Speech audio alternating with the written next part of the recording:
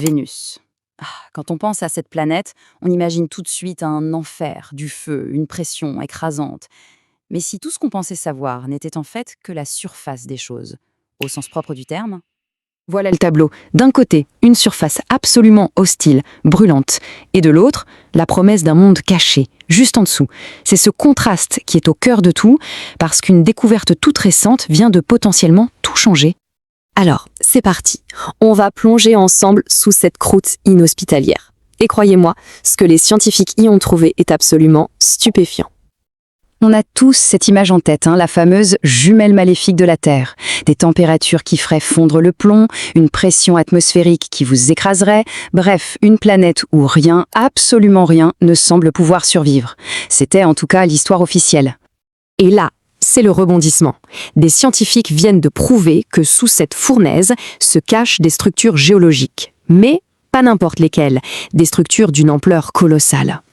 Alors, de quoi parle-t-on exactement ? Oubliez les petites grottes, on parle de véritables réseaux souterrains, immenses, formés par la planète elle-même. Bon, un petit point technique, rapide. Un tube de lave, c'est quoi ? Imaginez une rivière de lave en fusion. La surface, au contact de l'air, se refroidit et durcit. Ça forme un toit solide. Pendant ce temps, en dessous, la lave continue de couler. Et une fois que tout s'est vidé, il reste un tunnel immense. Des tubes comme ça, on en connaît sur Terre, sur la Lune ou même sur Mars.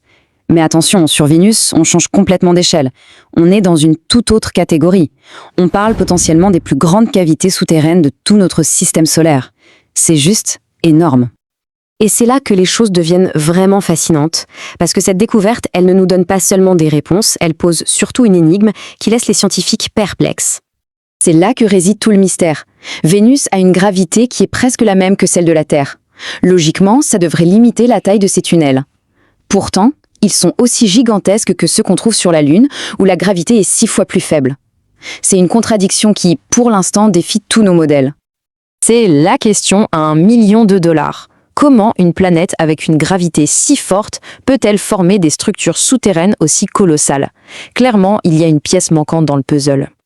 Et ce n'est pas moi qui le dis. Comme le souligne la scientifique Barbara de Toffoli, cette anomalie nous force à tout repenser sur la formation de Vénus. Il y a quelque chose dans la géologie de cette planète qui nous échappe complètement.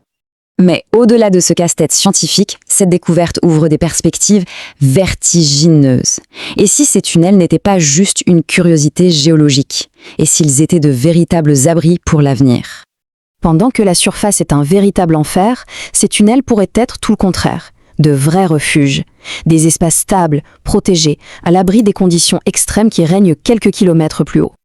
Imaginez un peu le potentiel. Ces tubes, ce serait un abri clé en main, un bouclier naturel contre les radiations solaires qui sont mortelles, une protection parfaite contre les impacts de micrométéorites. Bref, ce serait l'endroit idéal pour établir une future base d'exploration.